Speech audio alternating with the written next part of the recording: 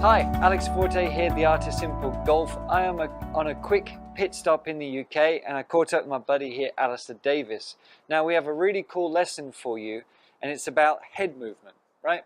And what you see a lot of times and what I see is golfers basically keeping their head down, and it just kills so many aspects of the golf swing, right? Yeah.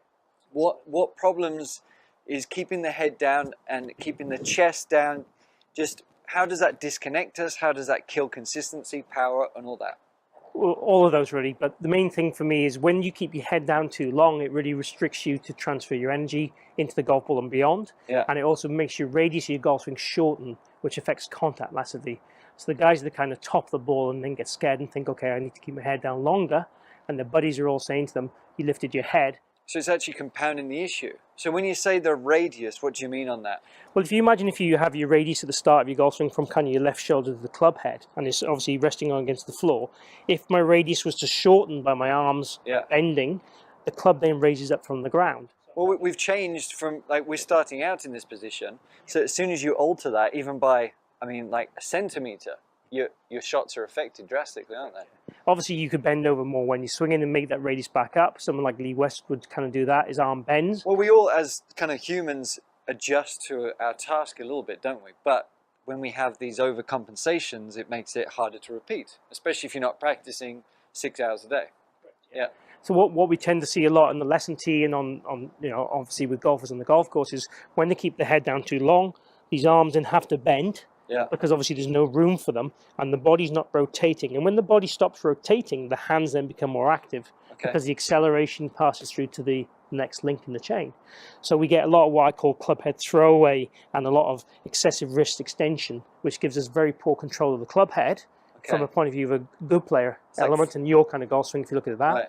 And then from the higher handicap situation, obviously if the head stays down too long, we don't transfer the weight forward, so our low point of our golf swing tends to be either too early or we lose the radius. Either one of those two scenarios. All right, so inconsistency and crap shots, basically. Yes. All right, so what can we do to, what drill, what are we looking for instead to sort of keep that radius going? Okay. One of the things I like to tell people to do is actually use their tops, the zips or buttons on the top, if they have such a thing. In your case, you have a zip, which is perfect. I like to get them to feel that their chin and zip kind of mirror each other.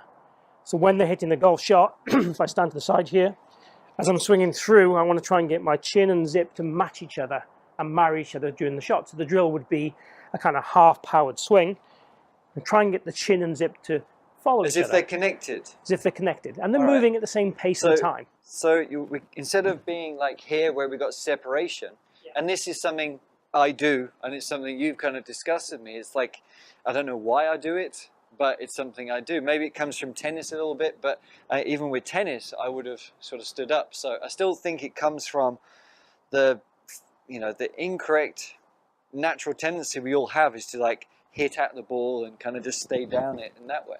So, all right. So if I really think about the zip and the chin being connected, I just want to feel there through the ball. Like at what point do I want that sensation? Is it before? Is it just